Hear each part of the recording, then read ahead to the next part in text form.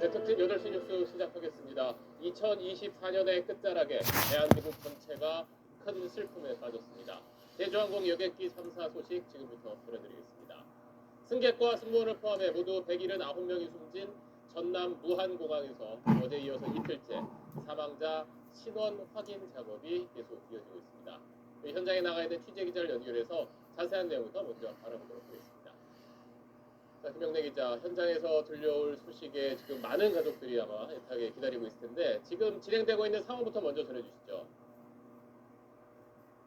네, 경찰과 소방은 현재까지 지문 대조 등을 통해 시신을 수습한 희생자 179명 가운데 146명의 신원을 확인했습니다. 나머지 33명은 지문 등이 훼손돼 가족들이 DNA 정보를 이용해 신원을 특정하고 있는데 내일까지 신원 확인 작업이 끝날 거라는 게 당국의 설명입니다. 늦어도 내일 오전까지는 전체 시신 확인은 가능합니다. 비교적 온전한 사체에 대해서는 국과수랑 협의해서 유족들이 원하면은 인도를 할 수 있도록 하겠다라고 약속. 다만 신원 확인이 완료돼도 시신 훼손 상태가 심한 경우가 많아 이를 복원하는 데는 일주일 이상 더 걸릴 전망이라고 당국은 설명했습니다. 유가족협의회는 희생자들의 시신이 어느 정도 복원될 때까지 장례 절차를 중단하고 기다리겠다고 밝혔습니다. 현장에서 수습된 179명의 시신은 모두 임시안치소인 무안공항 경납고에 옮겨져 있는데 당국은 부패를 막기 위해 냉동 컨테이너 11대를 투입해 시신을 보존할 계획입니다. 지금 공항 안쪽에 불이 환하게 밝혀져 있는 걸 보면 지금 시간에도 계속 수색 작업이 이루어지고 있다는 뜻인 것 같네요. 네, 날이 완전히 저물었지만 제 뒤로 보이는 사고 현장에선 조명을 밝힌 채 수색 작업이 진행되고 있는데요. 아직 온전히 수습하지 못한 희생자들의 유해와 유류품 등을 찾기 위해 밤샘 수색을 이어갈 계획입니다. 경찰과 소방당국은 사고 기체를 상대로 오늘 아침부터 시작한 합동 감식을 이어가고 있습니다. 사고 규모가 워낙 크다 보니 사고 지점 근처는 물론 활주로 바깥 갈대밭까지 잔해가 튕겨나간 상태라 수색 및 감식 작업이 끝날 때까지 시간이 더 걸릴 것으로 보입니다. 지금까지 무안공항에서 SBS 김영래입니다. 가족의 신원을 아직 확인하지 못한 유족들은 뜬 눈으로 지난 밤을 보내야 했습니다. 갑작스러운 사고의 충격도 감당하기가 버거운데 혹시나 아직 수습되지 않은 시신이 현장에서 훼손되지 않을까 하는 걱정 속에 유족들은 고통스러운 시간을 보내고 있습니다.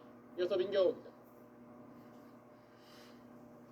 참사 유가족들이 대형 버스에 올라탑니다. 수색 과정에서 신원이 확인된 시신을 두 눈으로 볼 수 있다는 소식에 사고 현장으로 향하는 겁니다. 아직 신원 확인 소식을 듣지 못한 유족들은 언제 이름이 불릴지 몰라 밤새 대기실을 떠나지 못합니다. 시신 수습이 쉽지 않은 상황이란 건 알지만 답답한 마음을 숨길 수 없습니다. 36시간 기다려야 되는데 거의 36시간 동안 우리 엄마 아빠가 그렇게 안 된다는 거죠. 신원 확인 속도에 세상 다시 또 일단 정말 빨리 했구나 생각이 듭니다. 재능과 재능의 대결이 될 것 같습니다.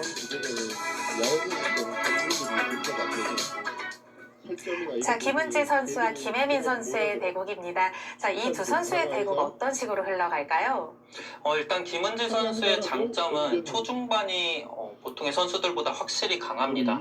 반면에 김혜민 선수는 또 쉽게 무너지지 않는 끈끈함이 장점인데요. 그간이 펼쳐졌던 이 두 선수의 대결 흐름을 봤을 때 항상 생각 이상으로 치열했던 바둑으로 흘러갔기 때문에 오늘 대결도 정말 흥미진진한 대결로 이어질 걸로 예상이 됩니다. 네, 치열한 대국이 될 것 같습니다. 김혜민 선수와 김은지 선수의 닥터지 본선 첫 판. 지금부터 대국장에서 함께 하시죠. 컨테이너 등을 배치해 수리 받을 거예요. That sounds good, but you still have to come to class later today since you still have your phone. 이번에 닥터지는 다시 해주셨지만 내년에는 제가 다시 도전해서 좋은 모습 보여드리겠습니다. 이번 대회는 일단 결승까지 가는 게 목표고요. 일단 패자조로 떨어지지 않기 위해서 열심히 두겠습니다.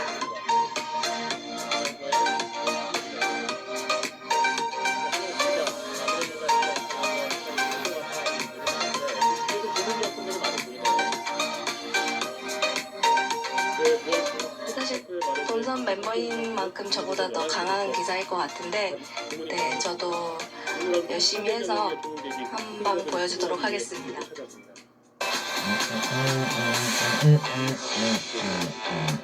차분하게 정말까지만 해도 재밌게 웃었을 분들인데 저랑 동갑인 사람도 있을 거고 저보다 어린 아이들도 있을 텐데 두 선수가 대국을 준비하고 있습니다. 김혜민 구단과 김은지 구단의 대국입니다.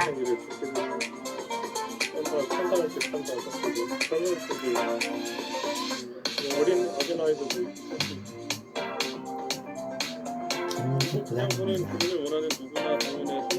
김은지 구단입니다. 6월 여자 랭킹 2위, 최근 10경기는 7승 3패. 그리고 닥터지 2023년에 벌어졌던 대회에서 최정 선수와 정말 재밌었던 매치업을 보여줬습니다. 네, 전기대회에서 이 최정 선수의 결승전 정말 볼만한 결승전 대결이었는데 아쉽게도 준우승에 머물렀고요.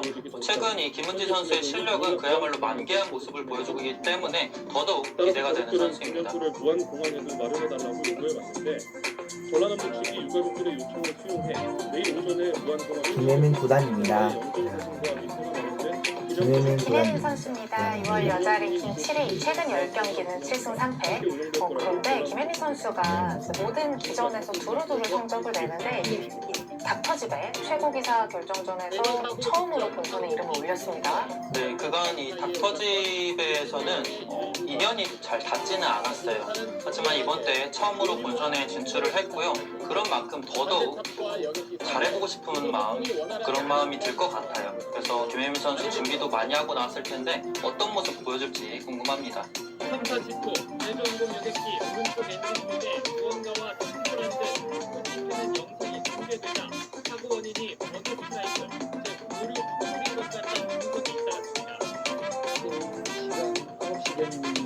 선수가 복을 준비를 하고 있습니다. 두 선수는 일찌감치 와서 기다리고 있었고요.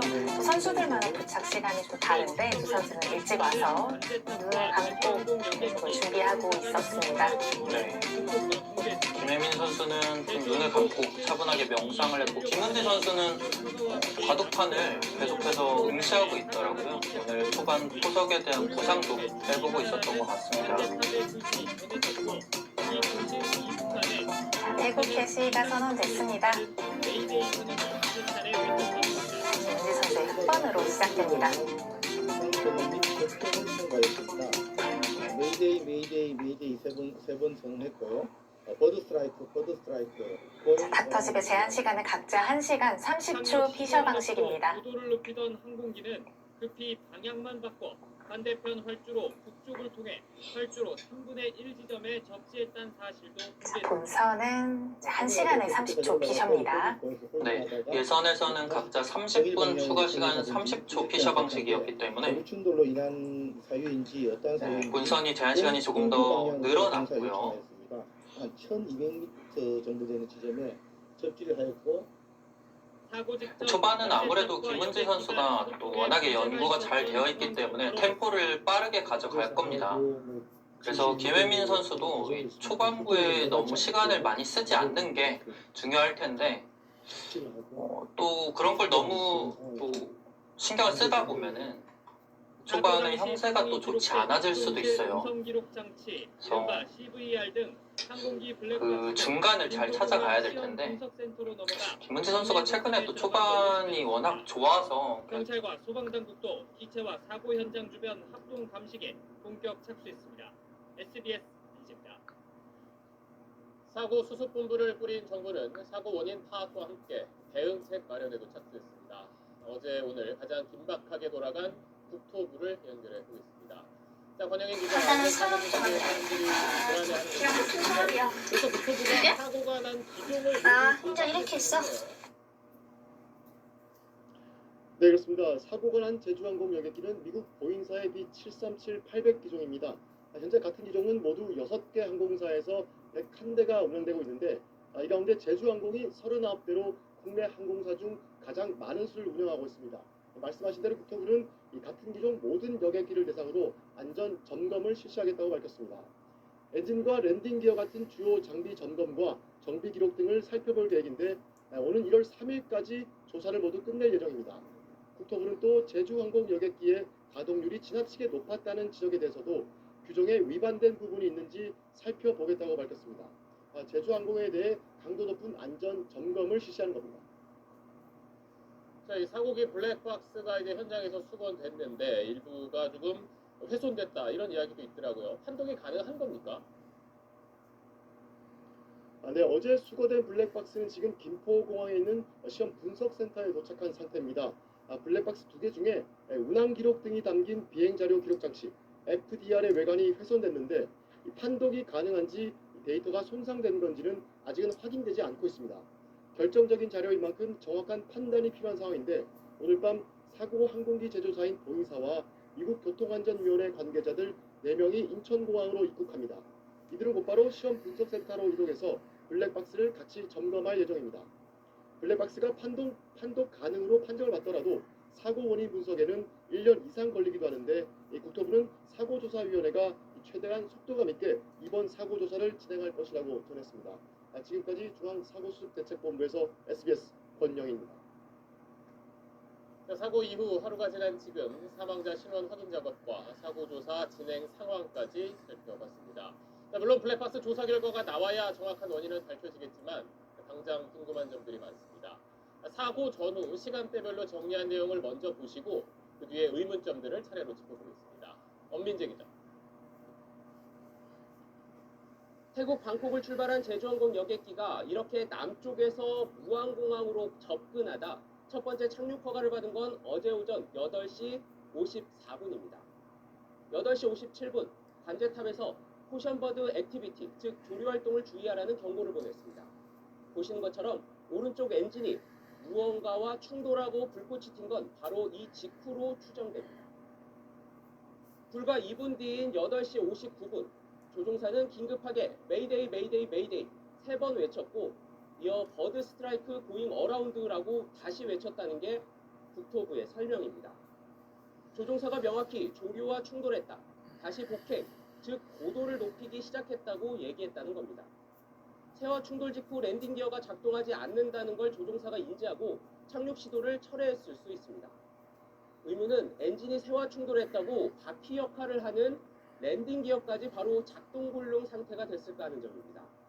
엔진에 이상이 생길 때 다른 기능에도 연쇄적으로 문제가 생겼다는 추측도 가능하지만 많은 전문가들은 랜딩 기어를 조작하는 2중, 3중의 장치가 있기 때문에 엔진 이상만으로 작동이 안 된다는 건 납득하기 어렵다고 얘기하고 있습니다.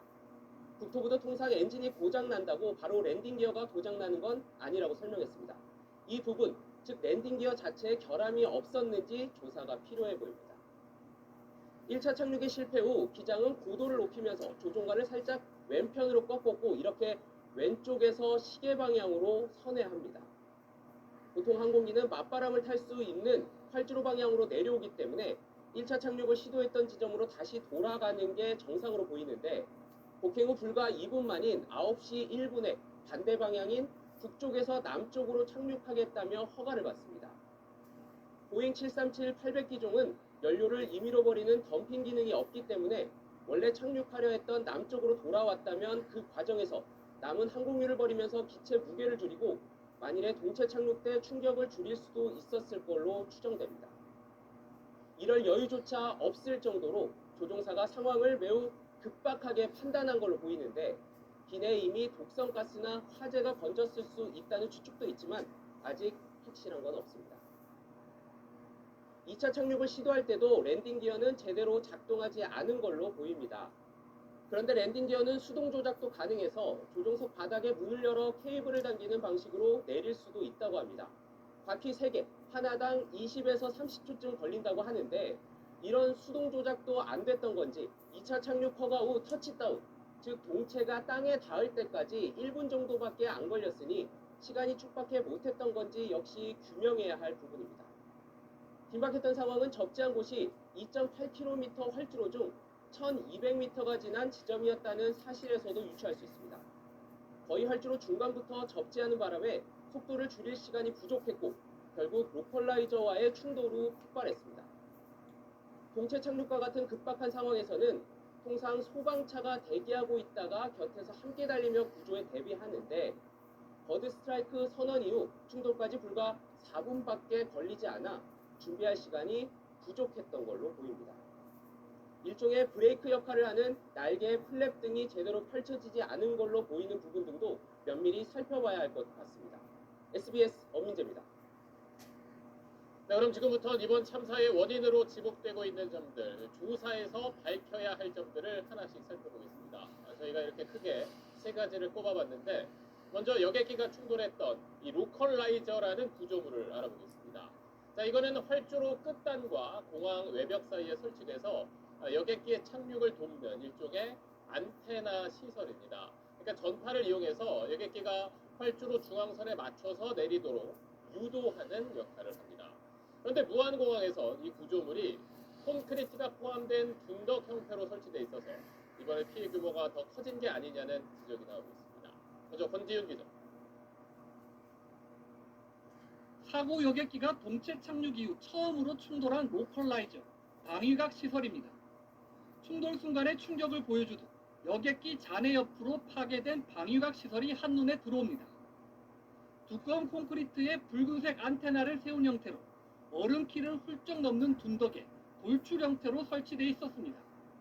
사고 영상을 보면 방위각 시설과 충돌 직후 동체가 분리되고 화재가 발생하는 모습이 관찰돼 이 구조물이 참사를 키웠다는 분석이 제기되고 있습니다.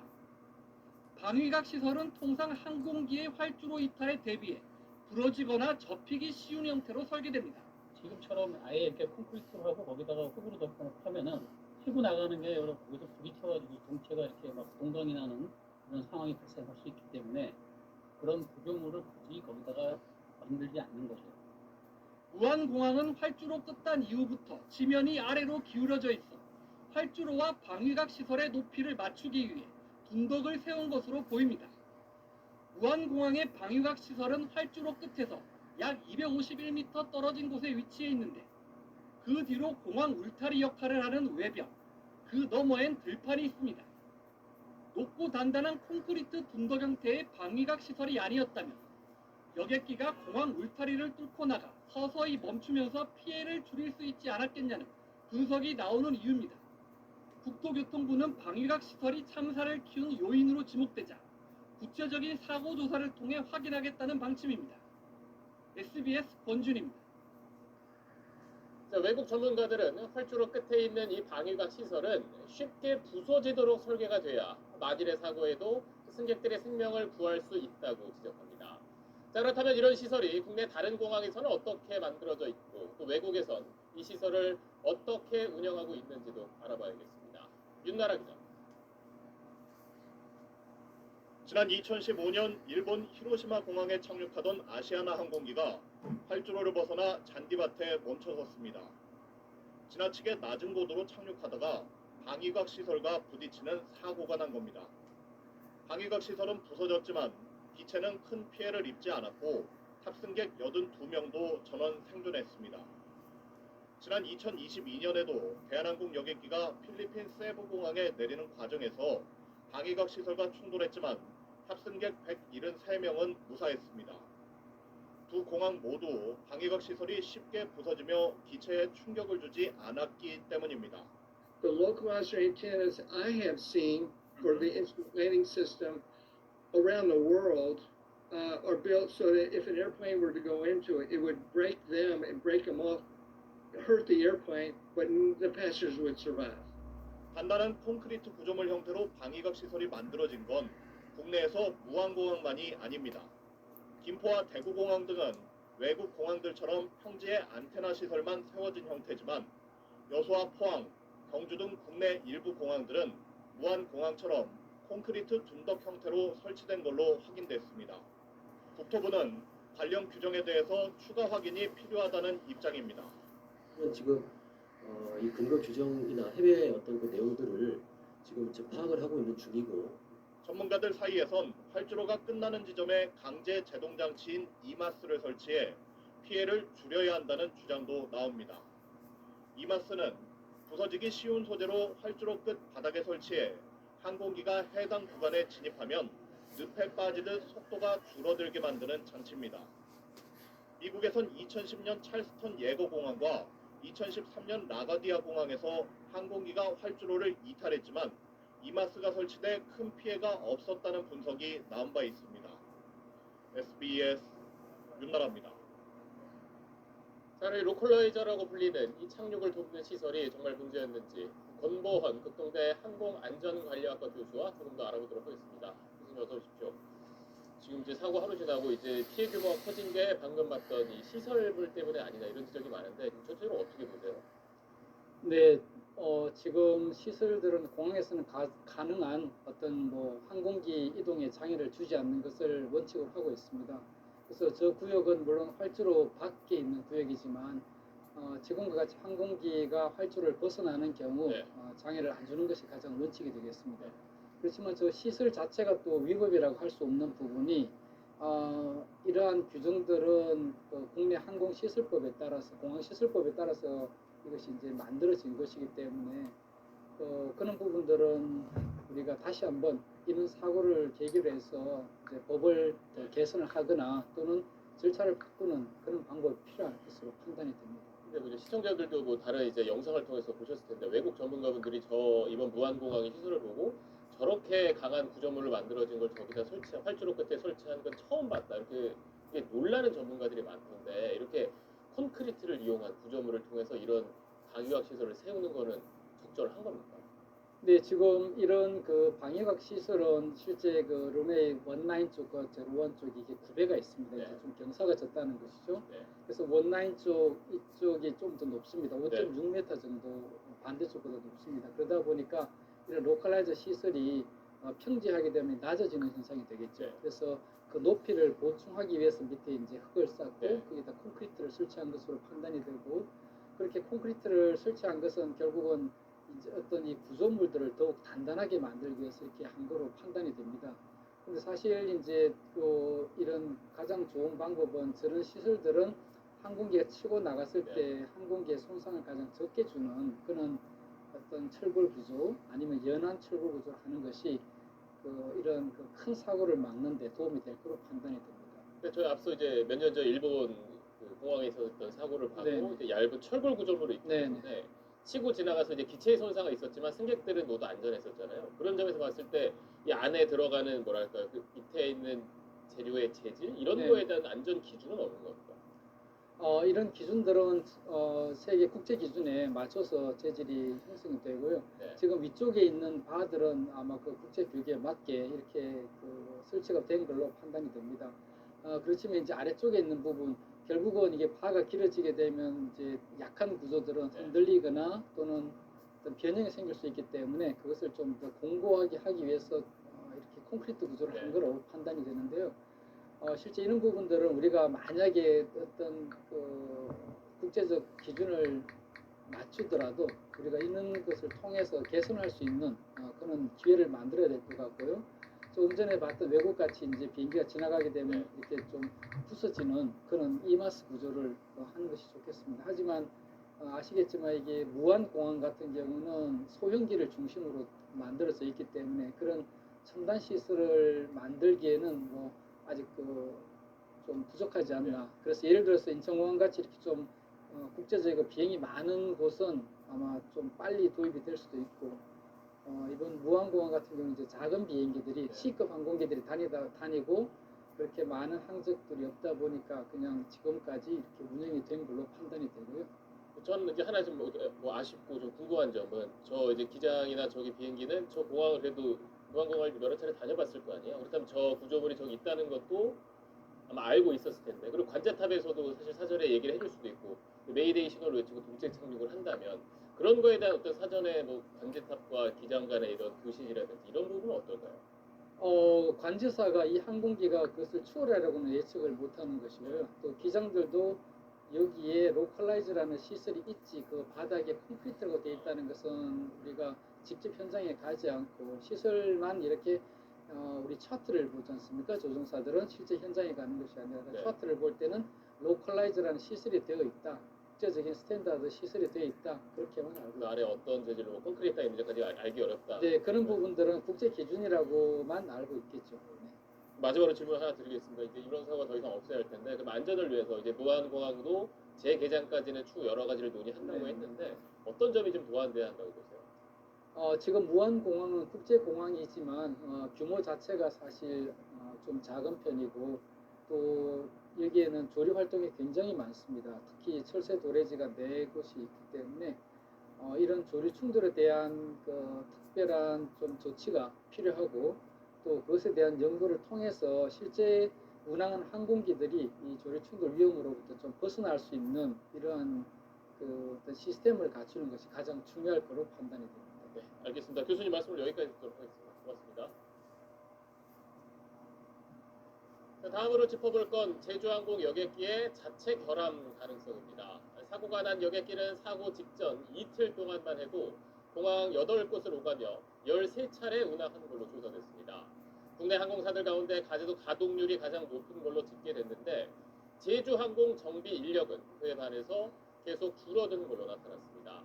자, 물론 이게 사고와 직접적인 관계가 있다고는 단정 지을 수는 없지만 안전에 투자가 충분한지는 짚어볼 대목입니다. 먼저 장훈경 기자.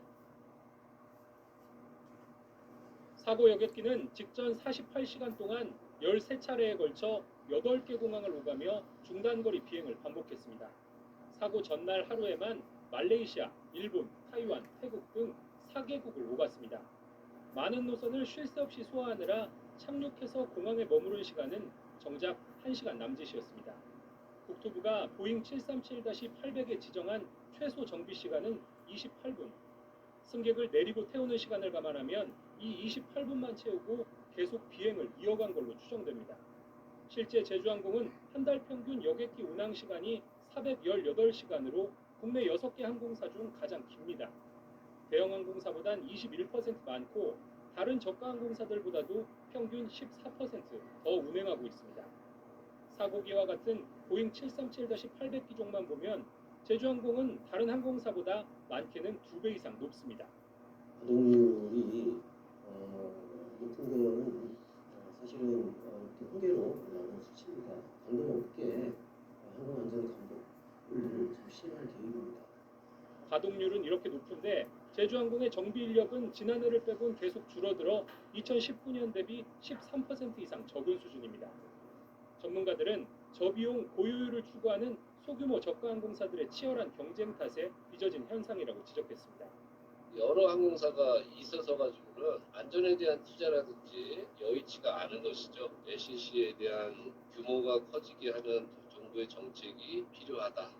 제주항공은 비행 전후 중간 점검이 규정에 따라 진행됐으며 사고 9일 전 이뤄진 정기 점검도 정상적으로 이뤄졌다고 밝혔습니다. SBS 장훈경입니다. 그런데 사고의 충격이 채 가시지도 않은 오늘 아침 제주항공 여객기에서 또다시 문제가 생겼습니다. 이번 사고 여객기와 같은 기종인 제주항공 여객기가 랜딩 기어 문제로 폐항하는 일이 또 생긴 겁니다. 제주항공은 대체편을 투입했지만 놀란 일부 승객들은 탑승을 포기했습니다. 김보미 기자가 취재했습니다. 오늘 아침 6시 37분 승객 161명을 태운 제주행 제주항공 7C101편이 김포공항에서 이륙했습니다. 출발한 지 20분가량 지났을 때 긴급 회항한다는 안내방송이 흘러나왔습니다. 7시쯤 방송이 나오더라고요. 기류 이상으로 김포로 회항한다고. 그래서 사람들 다 눈 감고 자고 있다가 이제 다 막 뭐야 막 이랬죠. 그런데 20분쯤 뒤 랜딩 기어 문제였다는 추가 안내 방송이 나왔습니다. 여러분 다시 안내 말씀드리겠습니다. 저희 해당 항공기 저희 랜딩 기어 문제로 출발을 못했습니다. 내리셔가지고 버스로 이동할 예정이고. 여객기는 경기도 평택상공에서 회항해 오전 7시 21분에 김포공항에 안전하게 착륙했지만 참사 하루 만이었던 터라 탑승객들은 극도의 불안감을 느꼈습니다. 네, 지금 불안해가지고 눈도 별성이고 네, 그러더라고요. 애들한테 문자 보내고 했는데 이 사고가 나서 전송 듣을 때 이 상황이 이랬었구나, 안내 상황이 이랬었구나 하는 거 전달 못하도록. 해당 여객기는 무안공항 사고기와 같은 기종이어서 탑승객들의 불안감은 더 컸습니다. 제주항공이 대체편을 투입했지만 결국 승객 21명은 불안을 이유로 탑승을 포기하고 돌아갔습니다. 대체편 여객기를 탄 승객들도 마음을 졸여야만 했습니다. 활주로에 도착해서 속력을 줄일 때까지는 조금 무서운 게 있었습니다. 아무래도 어제 좀 안타까운 사고도 있었고 해서 제주항공 측은 랜딩 기어가 다시 정상 작동했는데 안전을 위해 회항한 것이라고 설명했습니다. 정비 통제센터와 교신을 해가지고 별도의 어떤 추가적인 조치를 통해서 정상 작동이 됐습니다. 하지만 해당 병 기장은 안전 운항을 위해서 회항해서 점검을 받는 게 낫다라고 판단을 했고, 하지만 참사 하루 만에 비슷한 문제가 반복되면서 승객들의 불안감은 더 커지고 있습니다. SBS 김봄입니다. 이렇게 마음 졸이게 하는 일이 더는 없었으면 좋겠습니다. 자, 다시 돌아와서 이번 참사의 기계적인 원인을 조금 더 살펴보면 전문가들은 엔진의 양쪽 모두가 고장났을 가능성을 제기하고 있습니다. 이게 어떤 영향을 끼쳤던 건지 이 부분은 정보희 기자가 짚어봤습니다. 비행기 날개는 앞뒤로 넓게 펼칠 수 있는데 이를 고양력 장치, 플랩이라고 합니다. 각도에 따라 비행기 날개를 둥글게 펼치면서 속도를 늦춰주기도 하고 뜨는 힘, 양력을 더해주기도 합니다. 첫 착륙 시도에서 속력은 시속 267km로 기록됐는데 착륙하기 적합한 속도입니다. 이 과정까지는 플랩과 역추진 장치 등이 작동해 속력 조절이 가능했을 수 있습니다. 착륙을 하려면 플랩을 30도 정도로 펼쳐 속력을 줄여야 합니다. 조종관에 있는 레버를 30까지 내리면 됩니다. 그러나 전문가들은 두 번째 착륙 시도였던 사고 마지막 순간 영상을 보며 플랩이 거의 펼쳐지지 않은 것으로 보고 있습니다. 그러면 한 단계밖에 못 내렸던지 아니면 못 내렸던지, 그러니까 착륙하는 속도가 내가 봐서는 이륙 속도야, 이륙 속도. 항공기에는 왼쪽 엔진 펌프로 구동되는 알파 유압 계통과 오른쪽 엔진 펌프로 구동되는 브라보가 있습니다. 플랩은 오른쪽 엔진 펌프에 연결되어 있는데 오른쪽 엔진이 고장났을 경우 왼쪽 엔진에 연결된 동력 전달 장치가 유압을 공급해 줄 수 있습니다. 하지만 왼쪽 엔진마저 작동하지 못한 것으로 보입니다. 랜딩 기어는 왼쪽 엔진에 연결되어 있는데 이게 움직이지 않은 것도 왼쪽 엔진까지 망가졌기 때문이라는 추측이 나옵니다. 랜딩 기어 또한 위, 아래 버튼만 조작하면 움직일 수 있도록 직관적으로 설계되어 있어 조작 실수일 확률은 희박하다는 겁니다. 오늘 김포 제주행 회항에서도 문제가 된 건 랜딩 기어였습니다. 랜딩 기어는 수동 개방 장치에 덮개가 열려 있어도 오작동을 일으킬 수 있습니다. 제주항공 블라인드 게시판에는 오늘 회항이 이 때문이었다는 주장이 제기됐습니다. 이에 대해 제주항공은 정비팀의 확인 결과 수동 랜딩 기어 덮개는 열리지 않았다고 설명했습니다. SBS 정부입니다.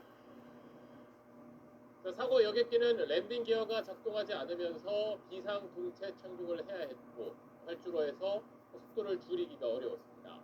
저희 취재진이 전문가와 함께 직접 비행기의 랜딩 기어를 살펴보고 이번 사고의 원인을 추정할 수 있는 이야기를 들어봤습니다. 서동균 기자. 20년 이상 하늘을 날다 퇴역한 여객기입니다. 기종은 에어버스 A300-600으로 이번 사고 기종인 보잉 737-800과 다르지만 랜딩 기어 작동 원리는 같습니다. 전문가와 함께 여객기를 살펴봤습니다. 뒷부분에 메인 랜딩 기어가 2개, 앞부분엔 조향을 담당하는 노즈 랜딩 기어가 있습니다. 이 랜딩 기어들은 동체 무게의 약 5%에 달하는데 착륙 시 충격을 흡수하는 중요한 역할을 합니다. 각 랜딩 기어마다 강한 힘으로 기어를 밀고 당길 수 있게 유압 장치가 연결돼 있습니다. 지금 유압이 저기 다 연결돼 있는 거고요. 예, 그다음에 저 위에 파이프도 있잖아요. 예, 다 이게 유압으로 연결돼 있고 저기 작동되는 거라고. 이 유압을 만드는 힘은 엔진에서 나옵니다. 엔진이 모두 고장나면 랜딩 기어가 먹통이 되는 이유입니다. 최후의 수단으로 수동 개폐 기능도 있습니다. 근데 유압이 고장 나면 걸려 있잖아요. 걸려만 풀으면 이게 떨어져. 그다음에 이게 자동으로 펴지는 거예요. 자기 하중에 의해서. 하지만 수동 작동에도 어느 정도 시간은 소요됩니다. 먼저 랜딩 기어를 유압 시스템에서 분리시키고 비행기 전체에 수동 조작 전환 신호를 줘야 하기 때문입니다. 육군에서 17년, 항공사에서 26년간 비행기를 몰았던 김영길 교수는 이 과정에 1, 2분이 소요된다고 합니다. 또 수동 조작을 해도 바퀴가 순식간에 내려오는 게 아니라 천천히 펴지기 때문에 제 위치까지 오는데 30초 정도 더 필요하다고 했습니다. 미니멈 3분, 2분 내지 3분 여유는 있어야 돼요. 매뉴얼로 전환을 해야 되니까. 전환을 할 때도 그 시그널 될 때 가야 될 거 아니에요. 김 교수는 급한 착륙이 아직 의문이지만 이번 사고는 수동으로 대처할 시간도 충분치 않았던 것으로 보인다고 말했습니다. SBS 서동길입니다. 사고 원인으로서 시설물과 기체 결함 가능성까지 살펴봤고 마지막으로 공항의 자체적인 문제도 한번 짚어보겠습니다. 전남 무안공항은 평소 새들이 많은 곳이어서 조류 충돌 사고의 위험이 있다고 지적되었던 곳입니다. 이번 사고의 1차 원인도 조류 충돌로 드러나고 있는데 그렇다면 실제 무안공항 주변은 어떤지 또 평소 대비에 부실함은 없었는지 박재현 기자 취재했습니다. 대형 참사가 발생한 전남 무안공항. 주변 지역을 둘러봤습니다. 무리지어 날아다니는 새들의 모습이 쉽게 목격됩니다. 무안공항 주변은 바다나 호수와 가까운 데다 이렇게 탁 트인 곳에 농지와 습지가 많아 조류 활동이 활발한 곳으로 꼽힙니다. 인근 주민들도 새떼의 모습을 자주 봤다고 말합니다. 한 바퀴 더 풀게요. 저한테 막, 그 나무에다 하나 새들이 그 머리 찾으러 그냥 겁나 많이 물 있고 머리가 있으니까 올 거 아니에요. 공항 주변에서 떼지어 나는 새들은 위험 요소로 작용합니다. 지난 2020년엔 무안공항 주변에 철새 도래지가 분포한다며 항공기가 이착륙할 때 조류 충돌의 위험성이 커 저감 방안이 필요하다는 내용의 보고서가 나오기도 했습니다. 실제 무안공항에서 지난 2019년 이후 5년간 발생한 조류 충돌은 10건으로 지방공항 14곳 중 운항 편수 대비 발생률로는 가장 높은 수준입니다. 이렇게 나가요. 그러니까 동쪽에서 서쪽으로 나가요. 비행기 내리는 항로는 좋지. 영향이 있다고 봐야죠. 상황이 이런데도 무안공항의 조류 퇴치 대비 여건은 충분하지 않은 걸로 나타났습니다. 무안공항의 조류 충돌 예방 전담 인원은 4명, 김포공항 23명, 제주공항 20명 등에 비해 상대적으로 적은 편입니다. 사고 당일 오전 근무자도 교대 근무자를 제외하면 실제 근무자는 1명이었던 걸로 전해졌습니다. 김포와 김해공항, 제주공항에 설치되어 있는 열화상 조류 탐지기도 무안공항엔 없는 걸로 확인됐습니다. 한국공항공사 관계자는 무안공항에선 총포와 포금 경보기, 확성기 등 다양한 장비를 활용해 조류 분산 활동을 했다며 사고가 났던 시간대에도 조류 분산 업무는 정상적으로 이루어졌다고 밝혔습니다. SBS 박지현입니다. 이뿐 아니라 무안공항의 대처에도 미흡한 점들이 있었다는 주장도 계속 나오고 있습니다. 사고 항공기와 관제탑의 교신부터 활주로의 길이 그리고 여객기가 미끄러지는 속도를 줄여줄 수 있는 추가 제동 시설의 문제까지 이 내용은 손기준 기자가 짚어봤습니다. 지난 2007년 문을 연 무안국제공항은 개항 17년 만인 이달 처음으로 국제선 정기 운항을 시작했습니다. 방콕으로 가는 제주항공 여객기도 지난 8일 운항을 개시한 신규 노선이었습니다. 일각에서 무안공항 관제탑 등 항공 관계자들의 경험 부족이 사고를 키운 것 아니냐는 주장이 제기되는 이유입니다. 실제 사고 당시 기장이 08시 59분 관제탑을 향해 메이데이를 알렸지만 항공기는 선회각을 충분히 갖지 못한 채 곧바로 착륙을 시도했습니다. 관제탑의 허가를 받고 기존 착륙 지점의 반대편인 19번 활주로로 착륙한 만큼 관제탑과 항공기 간 어떤 대화가 오고 갔는지 철저한 규명이 필요한 상황입니다. 다만 국토부는 사고 원인을 밝히는데 상당한 시일이 걸린다며 신중한 태도를 보였습니다. 원인 파악되면 따로 우리가 공식적으로 발표할 겁니다. 현재로는 추가적으로 말씀드릴 사항이 없습니다. 상대적으로 짧은 무안공항의 활주로 길이도 문제로 꼽힙니다. 무안공항 활주로 길이는 2,800m로 최대 4,000m인 인천공항이나 3,600m의 김포공항보다 짧습니다.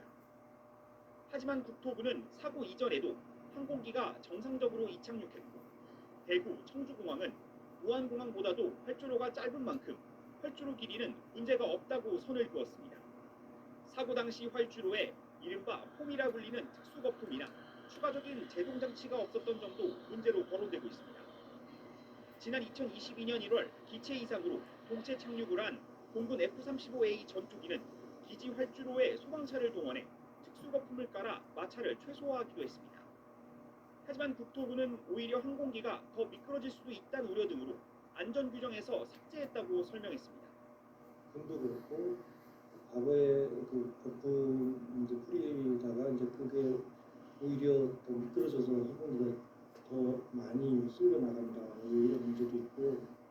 이번 참사를 계기로 무안공항뿐 아니라 전국 공항의 안전 설비와 인력에 대한 재점검이 필요하다는 지적이 나옵니다. SBS 송기입니다. 지난해 무안공항에선 항공기 사고를 가정한 안전 훈련이 진행됐습니다. 그런데 그때 설정했었던 이 가상의 상황과 사고 과정이 이번 여객기 참사와 참 놀라울 정도로 비슷했던 걸로 드러났습니다. 그렇게 훈련까지 했지만 순식간에 일어난 이번 사고에 대응하기에는 한계가 또 있었습니다. 이혜미 기자. 상공을 날던 보잉 737 여객기가 랜딩 기어를 내리며 무안공항에 착륙을 시도합니다. 그때 비상 상황이 발생합니다. 랜딩 기어 이상으로 항공기 사고가 발생했다는 소식이 즉시 무안군 내 유관 기관에 전파됩니다. 지금 약 100명의 탑승객 및 승무원을 태운 항공기가 착륙 중 활주로를 이탈하여 공항 외곽과 충돌하였습니다. 공항 소방대가 화재 진압 등 초기 대응을 하는 사이 현장에 도착한 경찰과 소방 관계자들은 현장을 통제하고 탑승자를 구조합니다. 사고가 발생한 장소와 사고 여객기 기종, 활주로를 이탈해 충돌한 사고 내용까지 이번 제주항공 여객기 참사와 똑 닮았습니다. 지난해 12월 행정안전부가 운영하는 안전항공훈련 유튜브 채널에 올라온 이 영상은 무안군의 안전훈련 모습을 담았습니다. 행안부와 전국의 지자체, 공공기관은 재난 상황이 발생했을 때 효과적으로 대응하기 위해 범정부적 종합훈련인 재난대응 안전항공훈련을 실시하고 있습니다. 매년 각기 다른 재난 상황을 가정해 훈련을 수행하는데 무안군은 지난해 공항에서 항공기 안전사고에 대비한 훈련을 진행했습니다. 일단은 그렇게 했는데 정확히 뭐 대응이 좀 체계적으로 좀 비리가 있지 않습니까? 실제 상황하고도 많이 다를 겁니다.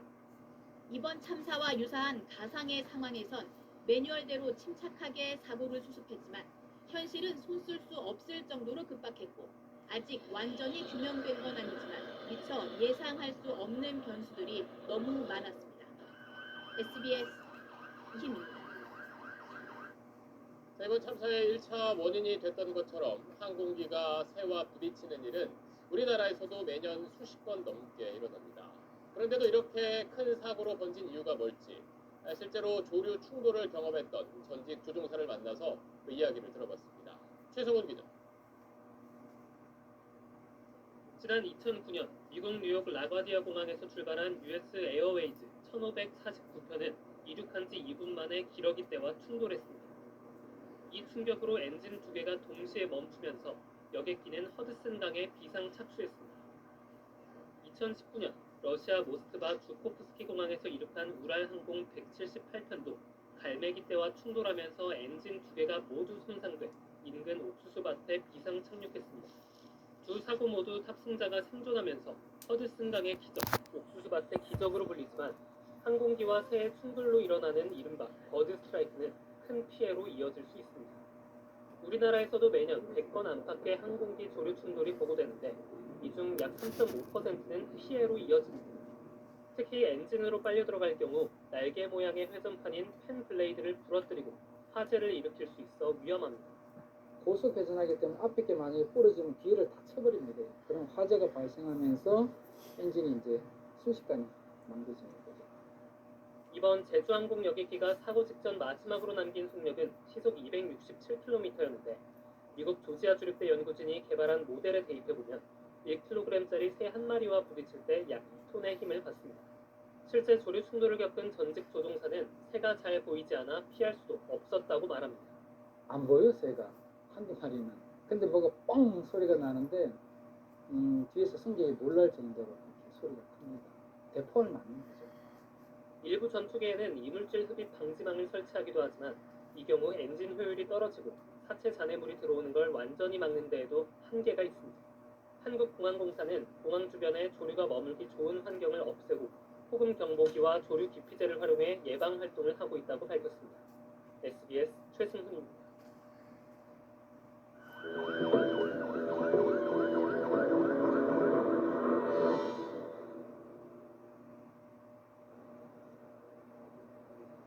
제주항공 여객기 참사가 발생한 무안국제공항입니다. 이 사고가 발생한 지 하루가 지났습니다. 제 뒤로 보이듯 여객기는 꼬리 부분만 남아 있습니다. 검게 그을린 흔적과 또 널브러진 파편이 참혹했던 당시를 보여줍니다. 어둠 속에서도 흩어진 희생자들의 유류품을 찾는 작업은 계속되고 있습니다.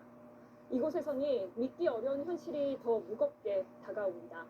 소중한 가족과 친구를 잃은 분들께 깊은 위로의 말씀을 전합니다.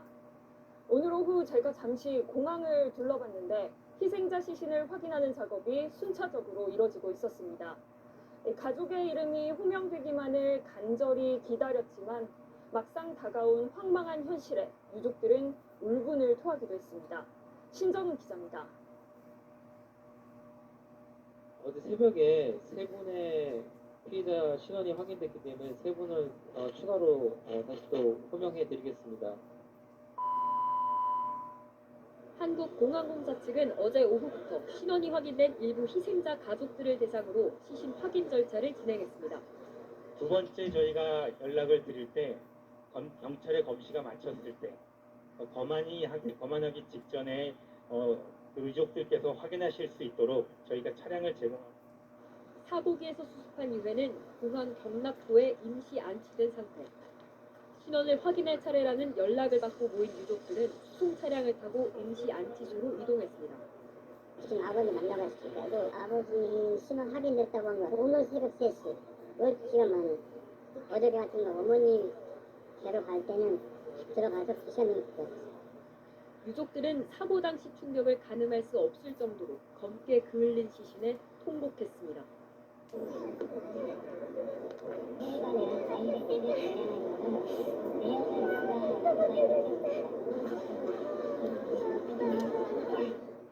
80기념 가족여행에서 혼자 다른 비행기를 탄 남성. 한순간에 가족을 모두 잃은 황망한 현실에 직접 마이크를 잡고 울분을 토했습니다. 80세 아버지 생신을 맞이해서 가족 9분 있는 팀이 같은 팀이었고요. 아직도 잊혀지지 않는 게 저희 가족뿐만이 아니고 할아버지 생신이라고 따라온 6살 여자 꼬마의 목소리가 잊혀지지가 않습니다. 친구들 8명과 모처럼 해외여행을 떠나는 큰형에게 각종 용품을 빌려줬던 동생은 여전히 실감이 나질 않습니다. 신발도 그렇게 지내고 이렇게 다 챙겨서 그래서 딸을 비슷하게 가는 항상 하다가 한쪽에 SBS 신정은입니다. 이번 참사 희생자 가운데는 태국인 2명도 있습니다. 어머니를 만나러 오던 대학생과 고향 방문 뒤 가족에게 돌아가던 두 아이의 엄마였습니다. 정다은 기자가 전합니다. 제주항공 여객기 사고로 숨진 태국인 탑승객 2명 가운데 1명인 22살 여성 A씨는 방콕의 한 대학교 4학년 학생이었습니다. 한국인과 재혼해 한국에 살고 있는 어머니를 만나기 위해 무한행 비행기에 탑승했다가 참변을 당했습니다. 공항에 마중 나갔다가 사고 소식을 알게 된 A씨의 어머니는 딸의 주검을 확인하기 위해 아직 공항에 머무는 걸로 전해졌고 태국에서 비보를 접한 삼촌 등 유가족 3명도 오늘 밤 입국해 사고 현장을 찾을 예정입니다. 또 다른 희생자인 45살 여성 B씨는 7년 전 한국으로 건너와 3년 전 한국인 남편과 결혼해 살다 고향을 방문하고 돌아오는 길이었습니다. 함께 고향을 찾았던 남편은 먼저 귀국했고 B씨는 태국 북부를 여행한 뒤 해당 여객기를 탄 걸로 알려졌습니다. B씨 아버지는 고향에서 딸의 장례를 치르고 싶다는 뜻을 전했습니다. อยากจะทางรัฐบาลเงินดีตั้งไหนซอยยังไงว่าคนไทยไปยังไงเดี๋ยวผมก็จะได้หลังเลยชกมาทำพิธีกรรมอยู่ที่นี่อยู่ที่บ้าน 태국 총리는 유가족과 부상자들에게 애도를 표하며 희생자의 즉각 송환을 위해 자국 외교부에 한국과 긴밀히 협력할 것을 주문했습니다. 조태열 외교부 장관도 SNS에 2명의 태국인을 포함해 너무나 많은 소중한 생명을 잃어 가슴이 아프다며 애도의 뜻을 표했습니다. 외교부는 유가족의 전담 공무원을 배치해 지원하고 있고 주한 태국 대사관과 긴밀히 협조하고 있다고 밝혔습니다. SBS 정다은입니다. 전남교육청 소속 여성 사무관 5명도 연말을 맞아 여행에 나섰다가 변을 당했습니다. 오랜 기간 함께 일한 동료를 잃은 직원들은 비통함을 감추지 못했습니다. KBC 박성호 기자의 보도입니다. 주인을 잃어버린 사무실 빈자리에 하얀 국화꽃만 덩그러니 놓여 있습니다. 무거운 공기가 가라앉은 전라남도 교육청 1층에는 희생자들을 기리는 자그마한 추모 공간이 마련됐습니다. 함께 일하던 동료들을 한순간에 떠나보낸 교직원들은 황망함을 감추지 못했습니다. 업무적으로 다들 이제 어려운 일을 하는 부서들에 다 계셨었어요. 밤을 새는 것까지도 제가 같이 이렇게 보고 해서 저는 정말 마음이 아프죠. 참사가 발생한 제주항공 사고 여객기에는 전라남도 교육청 소속 여성 사무관 5명이 탑승했습니다. 오랜 기간 함께 일해온 이들은 지역 교육 발전을 위해 노력해온 점이 높이 평가돼 지난 2019년부터 2021년까지 잇따라 사무관으로 승진했습니다. 코로나로 미뤄뒀던 해외여행을 연말을 맞아 어렵사리 시간을 내어 떠났는데 끝내 다시 동료들의 품으로 돌아오지 못했습니다. 사고 수습에 만전을 기하겠습니다.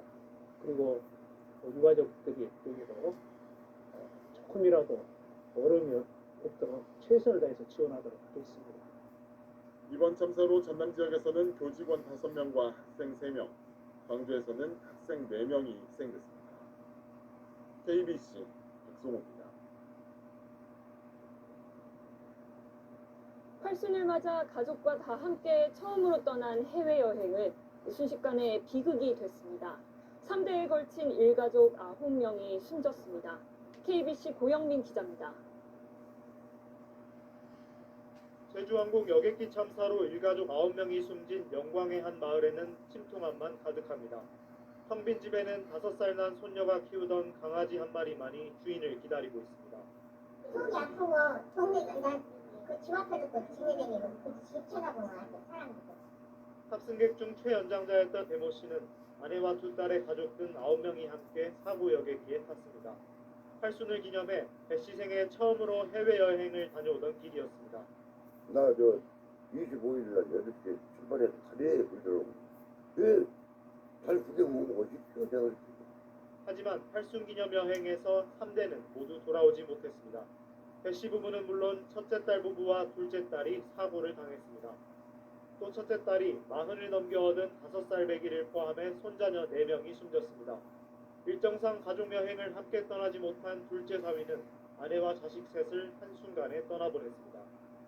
작은 차가 혼자 나가는 게 그때 혼자 나가는 게 어저께 그 어머니 죽을 살린 게 아니라 같이 와서 같이 죽어버린 자식이 팔순을 축하하고 추억하기 위해 설레는 마음으로 떠난 첫 가족 해외여행이 끔찍한 비극으로 얼룩지고 말았습니다.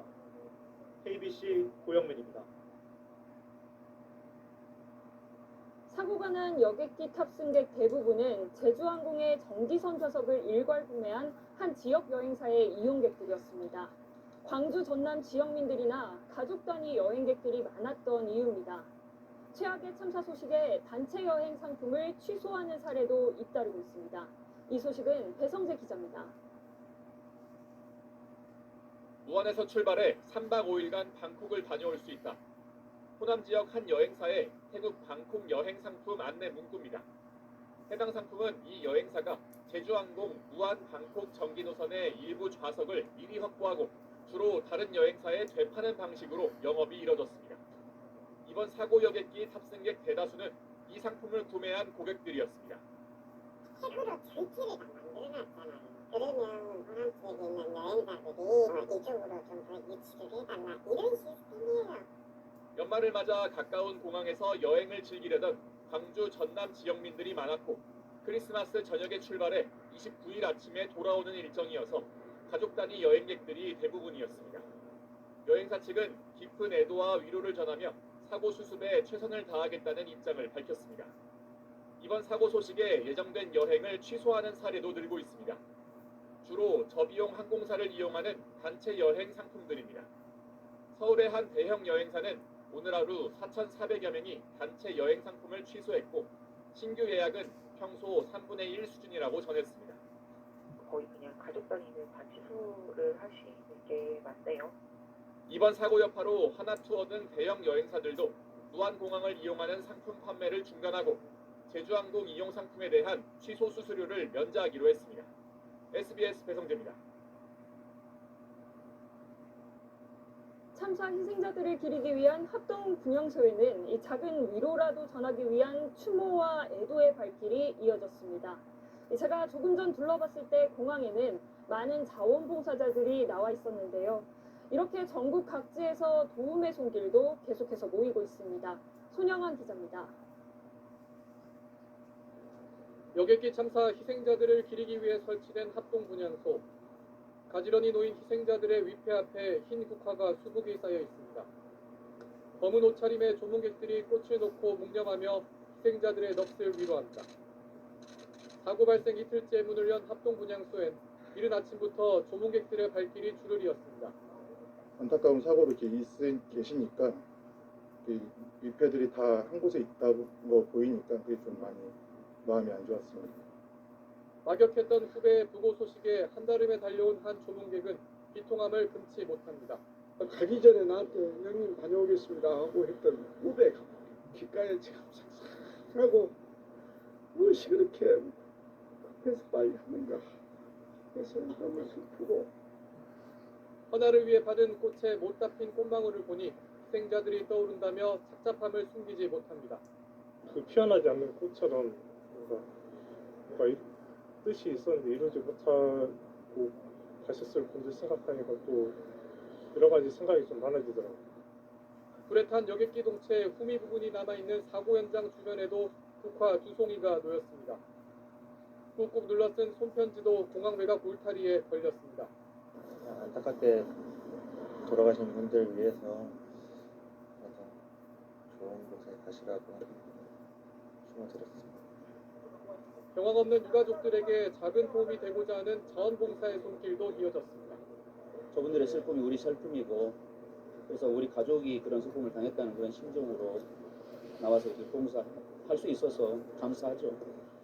희생자들을 깊이 애도하고 상처 입은 가족들을 보듬기 위한 온정의 마음이 이곳 사고 현장으로 모이고 있습니다. SBS 손정환입니다. 정부는 이번 주 토요일까지 일주일 동안을 국가 애도 기간으로 정했습니다. 엄숙한 분위기 속 새해를 맞아 준비됐던 연말연시 행사도 대부분 취소되거나 축소됐습니다. 김민준 기자의 보도입니다. 대전시청 로비에 마련된 합동분향소에 참사 희생자들을 추모하는 시민들의 발길이 이어집니다. 국화를 헌화한 이들은 묵념으로 애도의 뜻을 표하며 고인의 넋을 기렸습니다. 이 사고를 듣고 너무 참담한 마음이 들어서 고교생 자매 2명이 희생자 명단에 포함된 세종시도 큰 슬픔에 빠졌습니다. 경기도 오산에서 살다가 세종의 한 고등학교로 진학한 자매는 외할아버지 팔순을 맞아 어머니 등 가족 9명과 방콕 여행을 떠났다가 화를 당했습니다. 경남 창원 광장에 마련된 합동분향소에도 추모객의 발길이 이어졌습니다. 경남 통영에서 양식업을 하던 시민 한 명이 사고가 난 여객기에 탑승한 사실이 알려지면서 안타까움을 더했습니다. 뭐 한두 명도 아니고 너무 많이 돌아가셨기 때문에 좋은 데로 가셔서 마음 편안히 계시면. 정부가 다음 달 4일까지를 국가 애도 기간으로 정하면서 부산과 대구, 대전, 강원도를 비롯해 전국 곳곳에 분향소가 설치돼 추모객을 받기 시작했습니다. 어떻게 우리가 그 표현을 다 하겠어요. 말로 표현이 안 되고 작은 마음이나마 그냥 명복을 빌고 싶고. 울산을 비롯한 전국 자치단체와 공공기관에도 일제히 조기가 내걸렸고 애도의 물결이 이어졌습니다. 처음에는 20몇 명이 알았더만 그다음에 60몇 명. 너무 안 돼서 나는 텔레비를 못 보겠어요. 국가 애도 기간에 맞춰 전국에서 열릴 예정이었던 연말연시 행사들도 줄줄이 취소되거나 축소됐습니다. 내일 밤 열릴 예정인 서울 보신각 제야예종 타종 행사는 그대로 진행되지만 공연과 부대 행사는 취소됐습니다. 또 부산 광안리에서 열리는 새해 카운트다운 행사와 울산 간절곶과 대항암 등에서 열릴 예정이었던 해돋이 행사도 취소됐습니다. SBS 김민준입니다. 이번 참사로 사람들 불안감이 커지면서 제주항공 예약 취소가 줄을 잇고 있습니다. 하루 만에 7만 건에 달하는 항공권이 취소됐는데 제주항공의 모회사인 애경그룹으로도 책임론이 번지면서 제품 불매 움직임이 일고 있습니다. 김관진 기자가 보도합니다. 여객기 참사 하루 만에 제주항공 항공권 수만 건이 취소됐습니다. 제주항공은 어제 오늘 사이 국내선 3만 3천여 건, 국제선 3만 4천여 건 등 모두 6만 8천여 건의 예약 항공권이 취소됐다고 밝혔습니다. 평소보다 아무래도 지금 이 상황이 있고 난 후에 취소량은 평소보다 조금 많은 수준입니다. 특히 오늘 오전 사고기와 동일기종 여객기가 랜딩 기어 이상으로 회항한 사실이 알려진 뒤 불안감은 더 커졌습니다. 제주항공 비행기표는 되도록이면 피할 것 같고 예전처럼 그렇게 안심하고 탈 수는 없을 것 같아요. 개인적으로는 너무 불안해서. 제주항공은 지난 2005년 애경그룹과 제주특별자치도가 합작해 설립한 저비용 항공사입니다. 국내 노선으로 시작해 국제 노선까지 꾸준히 확장하는 등 국내 저비용 항공사 중 선두주자로 꼽혀왔습니다. 전체 지분의 절반 이상을 애경그룹의 지주회사인 AK홀딩스가 보유하고 있어 이번 사고 책임론에서도 자유롭지 않습니다. 현재 자매가 이동하는 순간부터 비용이 발생을 합니다. 결론 돈 내는 사람은 애경그룹입니다. 그죠? 그 부분을 명시하고 일부 소비자들을 중심으로 애경 제품 불매 움직임이 일고 있고 가습기 살균제 파동과 관련한 과거 이력도 재조명되고 있습니다. 제주항공은 지난해 연결 영업이익이 1,698억 원으로 애경그룹 계열사 가운데 압도적 1위였습니다. 사고에 대한 책임론이 애경그룹 전체로 번질 조짐을 보이는 가운데 장영신 애경그룹 회장은 어제 유가족과 국민께 진심으로 사죄드린다며 공개 사과문을 내기도 했습니다. SBS 김관진입니다. 제주항공 측은 유족들이 요청하는 시기에 보험과 관련된 협의를 시작하겠다고 밝혔습니다. 제주항공은 약 1조 5천억 원 규모의 항공보험에 가입해 있는데 오늘 피해 규모를 파악하는 절차가 사실상 시작됐습니다. 이어서 박재현 기자입니다. 제주항공 측은 우선 장례 절차는 유가족들이 원하는 방식으로 진행하겠다고 밝혔습니다. 유족들이 요청을 하는 그런 시점에 보험 처리와 관련한 부분들 협의를 진행할 계획이라는 점 말씀드리겠습니다. 제주항공은 10억 3,651만 달러, 약 1조 5천억 원 규모의 항공보험에 가입해 있습니다. 국내 5개 손해보험사가 공동으로 이 보험 계약을 인수했고 이 항공보험의 99%는 영국의 악사에 재보험이 가입돼 있습니다. 영국 재보험사 직원들이 입국하면서 제주항공 사고의 피해 산정은 사실상 시작됐습니다. 재보험사에서 어젯밤 늦게 우리나라에 이제 입국을 했다고 합니다. 이제 이분들과 함께 구체적인 보험금 지급 방식이라든가 이런 부분들에 대해서 준비를 하고 구체적인 피해 산정은 영국 재보험사가 제주항공 그리고 국내 보험사들과 함께 하게 됩니다. 정부 공식 조사는 1년 이상 소요될 수 있는 상황인데 제주항공과 보험사들은 이와는 별도로 보다 빠르게 피해 규모를 산정할 계획입니다. 보험업계도 유가족 지원을 위해 현장 지원에 나섰습니다. 승객이 개인적으로 해외 여행자 보험이나 생명보험, 상해보험 등에 가입했다면 항공보험과는 별도로 보험금이 지급됩니다. 피해를 입으신 분들에 대해 신속하고 적절한 피해 보상이 이루어질 수 있도록 공동 현장 상담센터를 설치하여 운영하고 있습니다. 보험금 신청 및 지급 관련 상담 서비스 등 보험업계에서는 항공보험의 구체적인 피해액이 산정되기 전이라도 항공사로부터 일부 선지급 받을 수 있을 걸로 보고 있습니다. SBS 박재현입니다.